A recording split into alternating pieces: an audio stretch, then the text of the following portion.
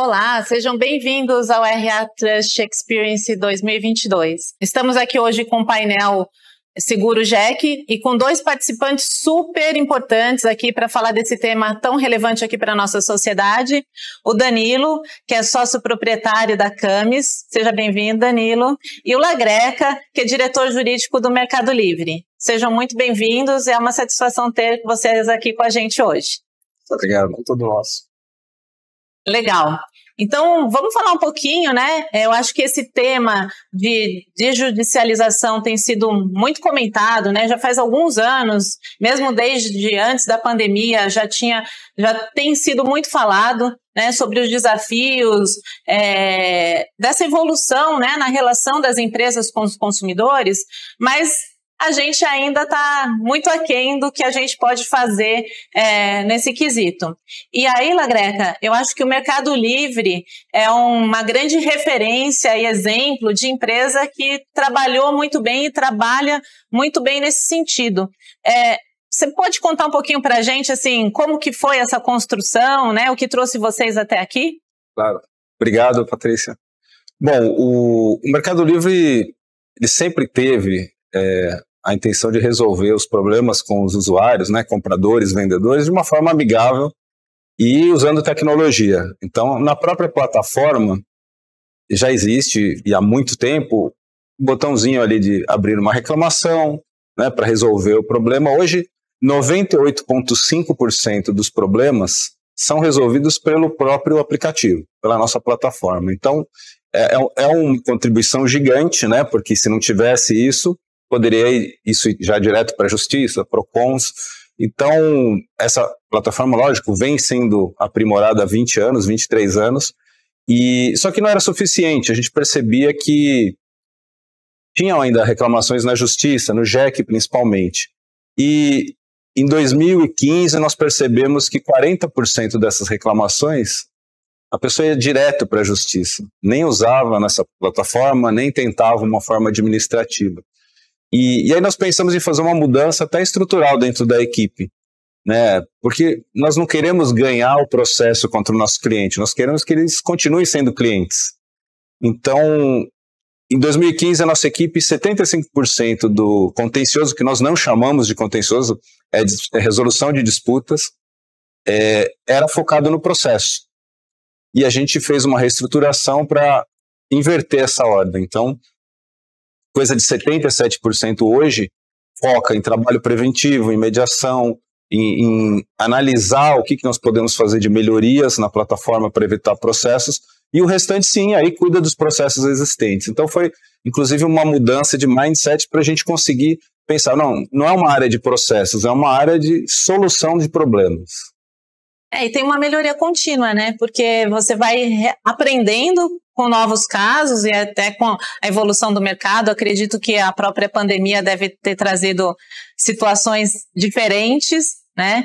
E tem sempre essa retroalimentação do processo. Sim, o online sempre é a nossa preferência, obviamente, e a pandemia acabou levando aí uma diminuição aí da justiça, mas que depois veio voltando, né?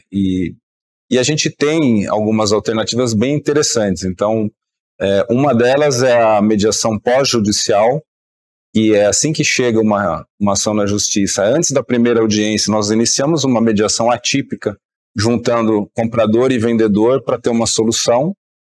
E no primeiro ano foram 4.000 processos evitados antes da primeira audiência. E tem também um processo educativo, que nós chamamos de Empodera. É um projeto onde nós criamos um vídeo explicando passo a passo para o usuário onde ele tem que clicar ali para conseguir ter a sua resolução, né, do seu problema. E esse vídeo que nós fizemos teve já mais de 45 milhões de visualizações. Então a gente incentiva, né, pagamos AdWords para poder esse vídeo tá sempre ali no alto das pesquisas quando a pessoa digita algum problema com o Mercado Livre. E isso vem fazendo um efeito importante, porque hoje 0,1% dos nossos problemas só vão para a justiça, né? Então é um percentual pequeno. Nós temos parcerias também com empresas, né? E Reclame Aqui, hoje é o principal volume nosso de administrativo com Reclame Aqui, depois tem consumidor.gov, tem PROCONs também, e dentro desse percentual a gente acaba também deixando realmente o que é bem residual para a justiça.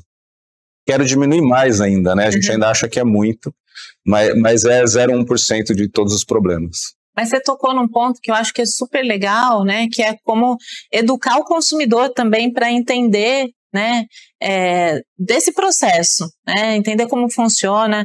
E aí, Danilo, como que você enxerga assim a sociedade no geral, né, os consumidores no geral, o quanto entendem assim de mediação, né? Você com a sua experiência nesse segmento, qual que você acha que é esses grandes desafios para a gente massificar de fato essas práticas de resolução de conflitos, né, de uma forma amigável, sem recorrer à justiça? Patrícia, acho que primeiro assim para falar um pouco da nossa vivência, da nossa experiência, que é bastante diferente aí do Ricardo, até porque a Camis atua como uma câmara de mediação e arbitragem, então é uma estrutura independente, fora da estrutura ali da empresa, e tem esse objetivo de resolver conflitos, né? E a Camis, a gente nasceu com um propósito, objetivo de tornar esses mecanismos mais acessíveis, né?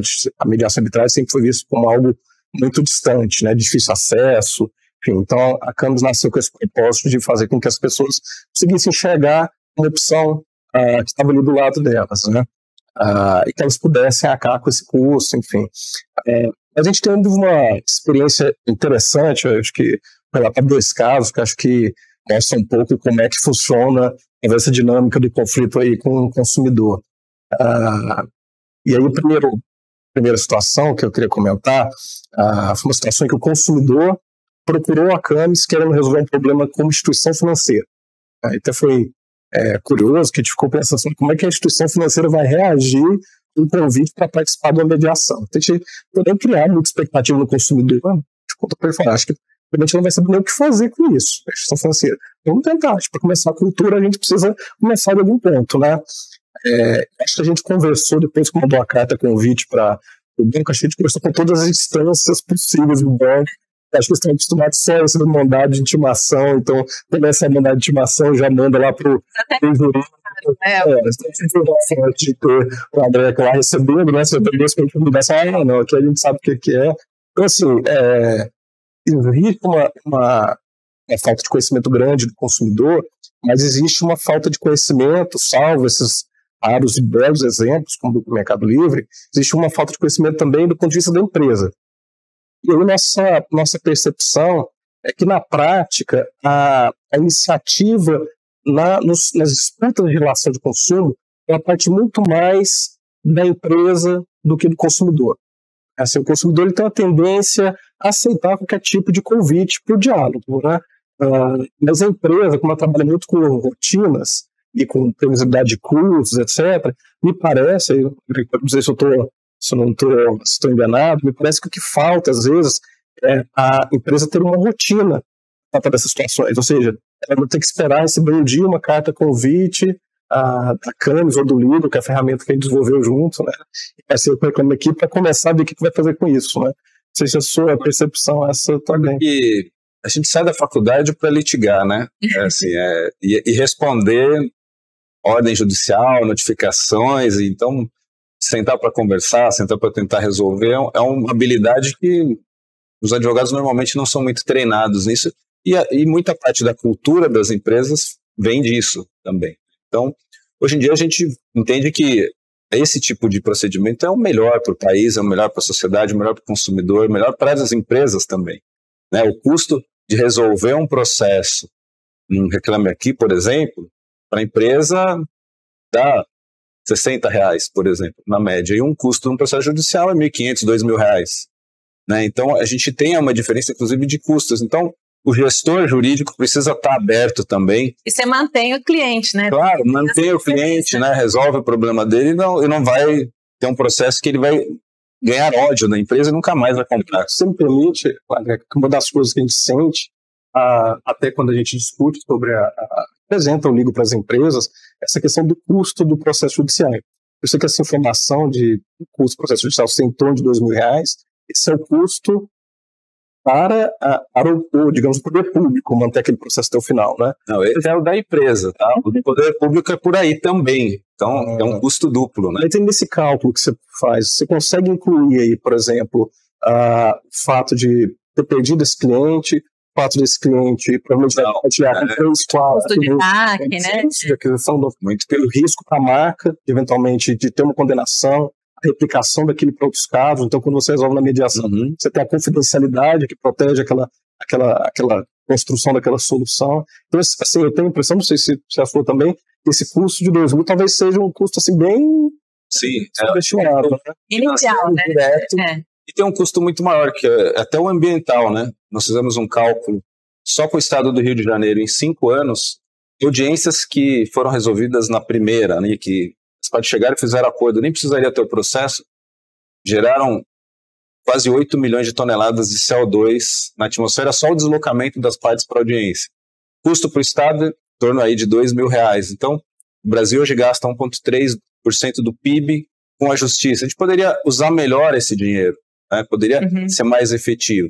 Fala-se tanto em práticas de ESG, né? Está aí uma excelente prática que as empresas podiam fazer mais e ainda se beneficiar também de manter o engajamento com seus consumidores, né? Porque dificilmente um cliente que vai por uma ação judicial vai considerar voltar a fazer negócio com aquela empresa, e pior, né? Até por esse gargalo que tem na justiça, né? Do volume de ações que tem tramitando, acaba levando um tempo grande, e durante esse tempo ele está falando mal da empresa para todo mundo que ele conhece, em todos os canais possíveis, né? Então, assim, isso é difícil da gente mensurar financeiramente, né? Mas então vai muito além dos R$1.500, R$2.000, né? Com certeza. E acho que uma outra vivência que a gente teve também na Camis, que aí já é do outro lado, né, que eu acho que talvez interessante, foi nesse caso, a empresa de seguros, né, ela decidiu, então, e veio sim a decisão da empresa, a gente quer fazer mediação. Tem aqui, sei lá, 90 casos, a gente quer fazer a mediação. E a gente deparou, quando a gente lidou com essa situação, sabe como é que a gente resolve agora a mediação com um volume de casos desses, né? E a gente é um aprendizado, né? E a gente, enfim, na Camis sempre pensou a mediação do ponto de vista de ser um procedimento mais complexo, né? Que você vai ali buscar os interesses de cada parte, etc. E aí algo que eu queria compartilhar, né? Que foi a nossa sensação, e aí eu também queria lhe ouvir a respeito disso, cara, é que a gente tratar dos conflitos de consumo, a tecnologia tem um papel fundamental. Me lembro do trabalho que a gente teve, acho que a Patrícia podia acompanhar um pouco disso, né, de ficar fazendo as mediações por vídeo para resolver todos esses casos, né? Então, essa dificuldade dos representantes de ver se tinha o poder na hora para transigir ou não, uma dificuldade atrás da outra, até por conta do volume, né.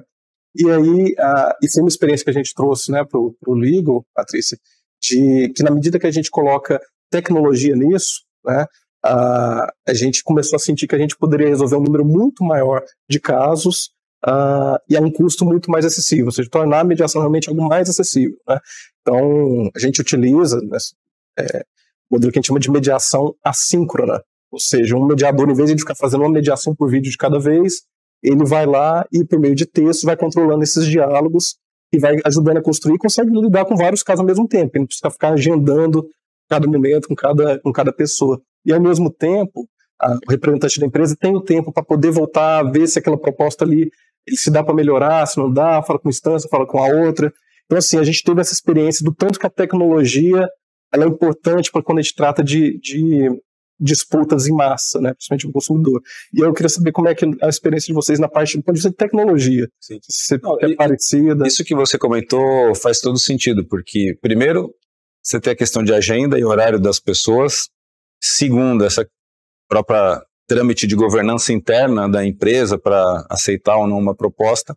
E terceiro, que eu acredito que a gente pode, não, sem deixar humanizado, né?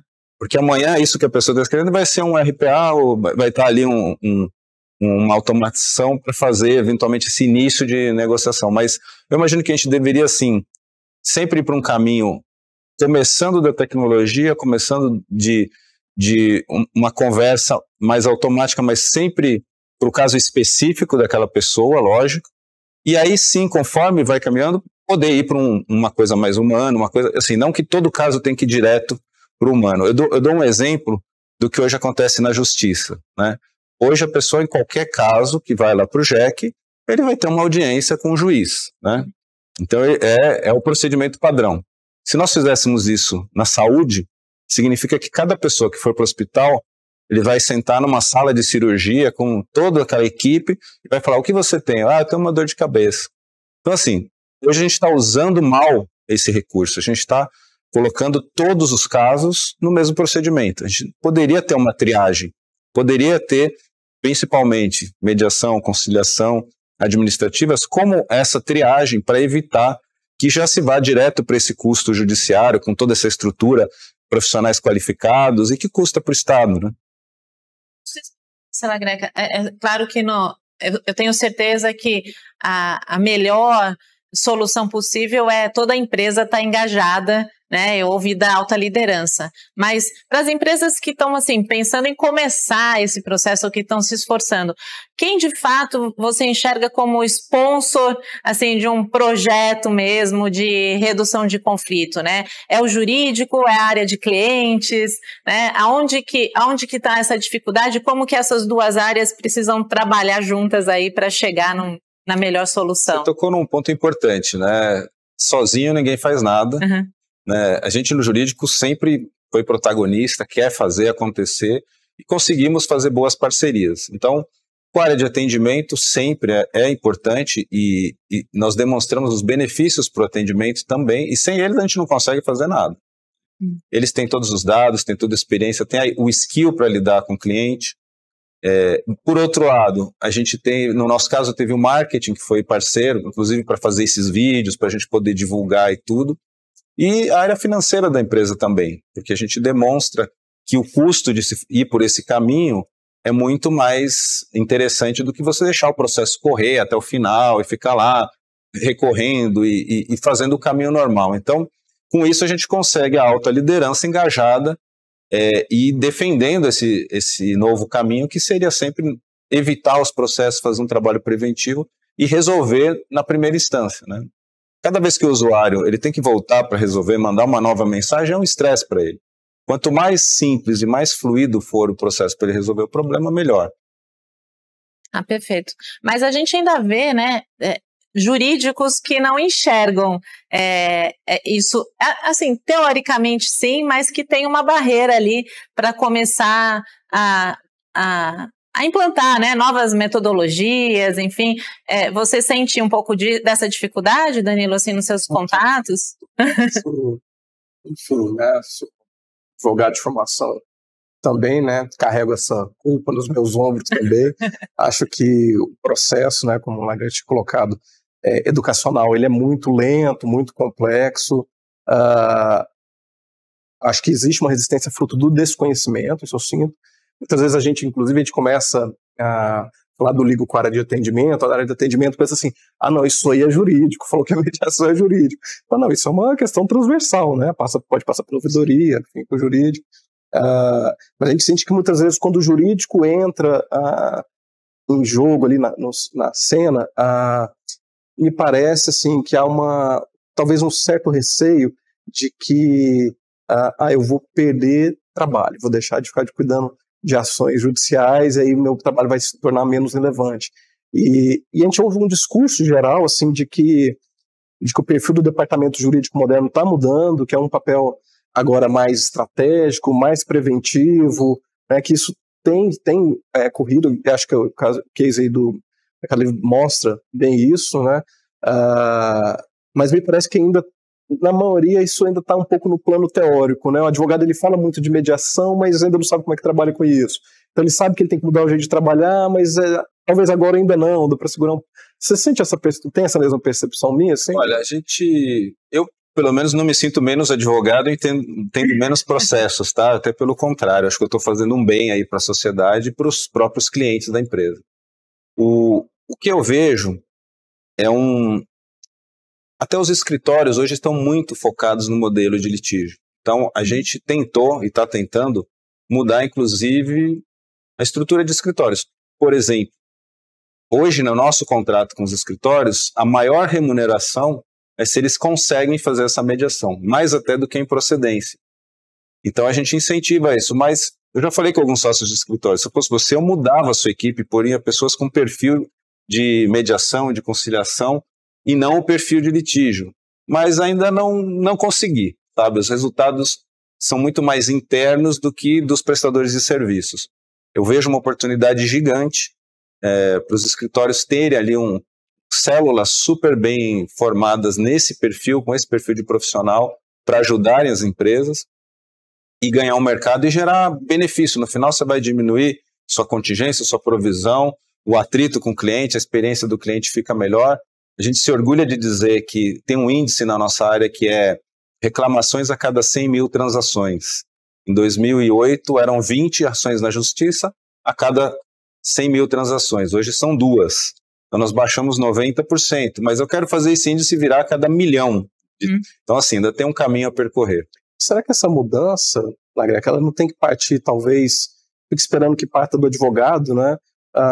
Mas talvez não tenha que partir da direção da empresa. A direção da empresa tem que sinalizar de que para ela isso é relevante, isso é importante, porque uma sensação que eu tenho, lógico, a sua experiência com o diretor jurídico aí, para poder me confirmar ou não a minha impressão, mas é que hoje ainda na direção da empresa ela considera o seguinte, que ela tenta por tudo negociar diretamente. Quando ela não consegue resolver conversando, negociando, ela fala assim, isso aqui é o que deu errado, então joga para o jurídico. O jurídico vira o lugar de você despejar o que deu errado, e aí me parece que a direção da empresa ela meio que lava as mãos, então ela deixa de avaliar aquilo, customer experience some, ou seja, não existe mais depois que entra nessa lógica, ela não entra em uma avaliação de custos e resultados efetivos, ela não para ver se tem outras soluções, parece que houve uma certa delegação do problema, como se aquilo não fosse mais um problema da empresa, assim, aquilo que não funcionou. Olha, tem isso. Eu felizmente não tive essas experiências, mas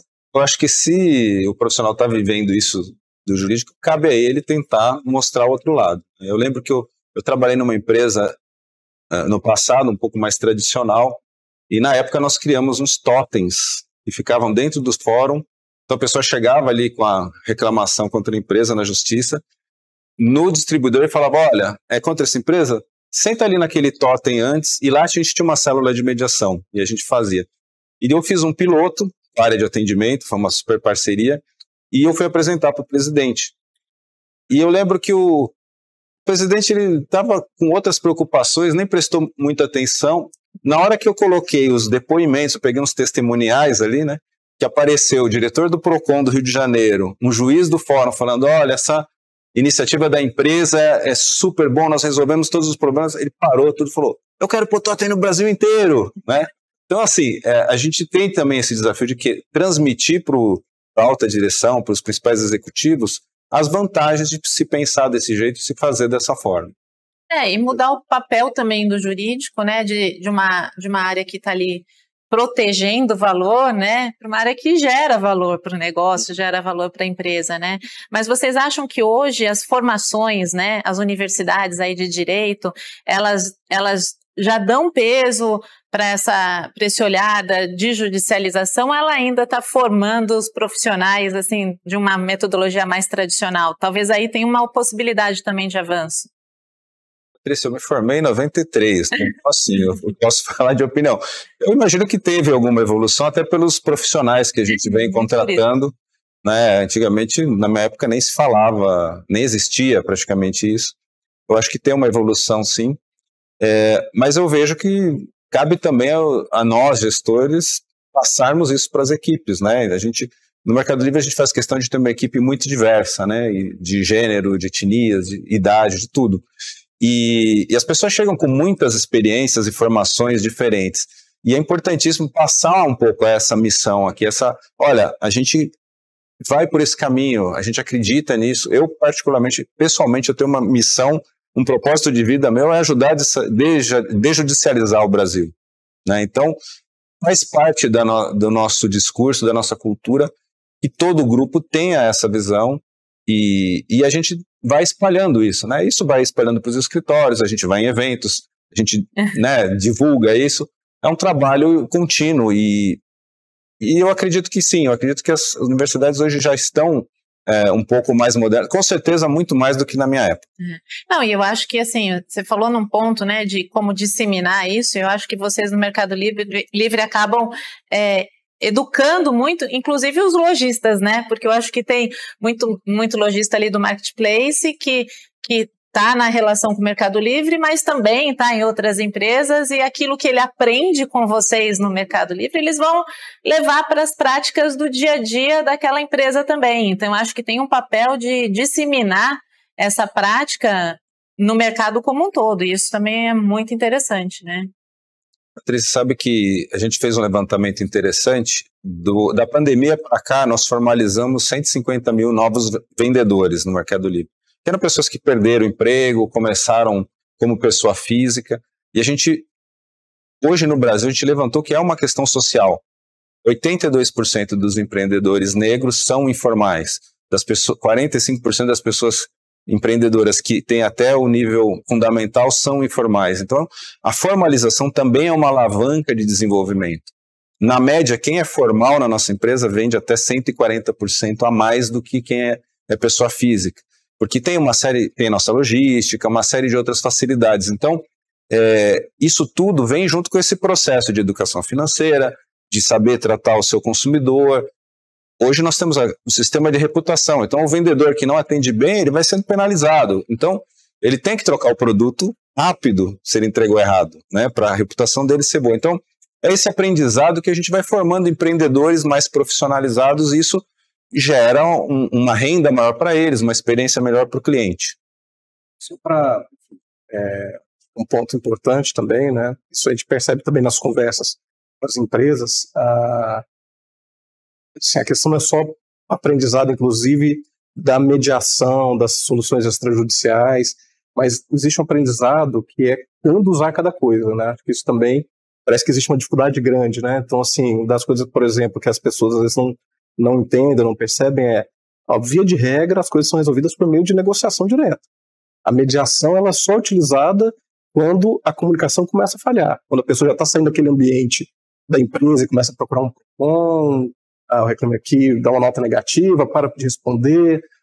Então, assim, esse aprendizado, me parece também que tem que ter, é um aprendizado interno da empresa com relação a qual momento que ela tem que perceber que precisa ir para um outro canal antes daquele problema chegar no judiciário. Então, parece que existe uma necessidade também dessa curva, não só saber que existe, né, mas saber objetivamente como utilizar.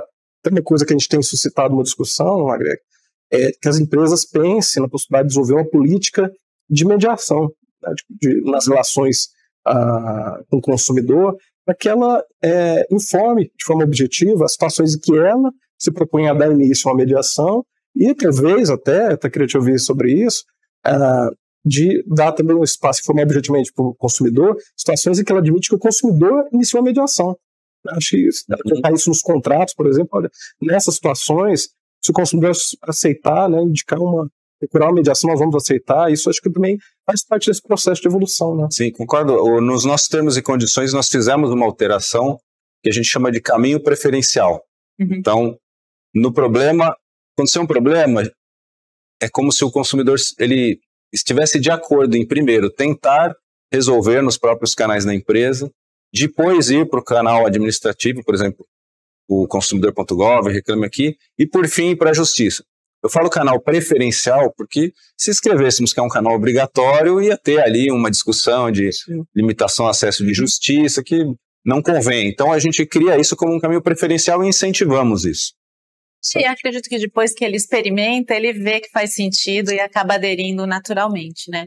Bom, acho que a gente poderia ficar aqui mais algumas horas conversando sobre esse tema, tem muita coisa para a gente aprender com vocês dois também, mas eu queria agradecer muito a participação de vocês e abrir também, acho que se vocês tiverem uma consideração final, né, deixar uma dica aí para quem está assistindo a gente, assim, para quem está querendo mudar esse jogo dentro da sua empresa, né, se tem alguma dica que vocês gostariam de deixar para esse pessoal.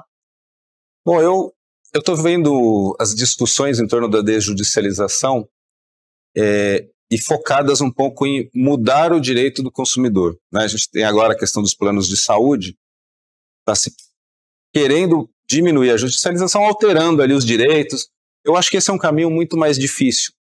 Para mim, o melhor caminho seria mantém-se todos os direitos dos consumidores, mas a gente altera como ele exerce esses direitos. Vamos alterar o procedimento. Então, como é em muitos países, você não vai direto para a justiça. Tem um incentivo, né? Você primeiro tenta o administrativo, vamos fazer esse step esse passo antes de ir para a justiça direto. Com isso a gente consegue diminuir, a gente não mexe em direito nenhum dos consumidores, é uma forma muito menos litigiosa, polêmica, porque a gente está vendo que as coisas vão até para o Supremo. Então para mim seria uma solução mais fácil, mais efetiva, e que no final a gente mantém o direito que foi, assim, esse direito foi adquirido com muito custo e às vezes não convém a gente ficar mudando, é mais fácil o que já existe aqui. A gente tem aí várias plataformas, como o Reclame Aqui, que servem para esse propósito, né? Sua empresa também, a gente tem um monte de mecanismos para resolver sem ter que ir para o meio mais caro, o meio mais litigioso, que é ir direto na justiça. Eu adicionaria só um ponto de tudo que a gente disse até agora, que eu acho que é a necessidade, algo que eu aprendi estudando mediação, vivenciando a mediação, que é a necessidade da gente mudar a forma como a gente vê o conflito, a disputa, a divergência. Então, que a gente pare de olhar para isso como um problema e olhe mais como uma oportunidade para crescimento.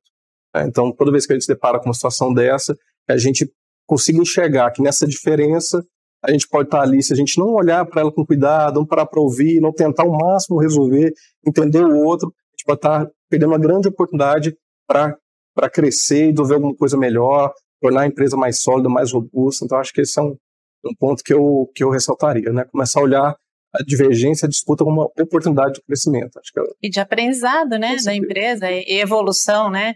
Acho que super obrigado pelas contribuições de vocês. Acho que ficou claro que mecanismos existem, né? Que cada empresa tem que encontrar o seu modelo, a sua melhor forma. Está aqui um exemplo do Mercado Livre, fez internamente. Está aqui o Danilo, que pode oferecer, né, esse serviço para as empresas. O importante é ter a predisposição das empresas de buscarem formas de reduzir os conflitos e de solucionar e manter os seus clientes. Super obrigada.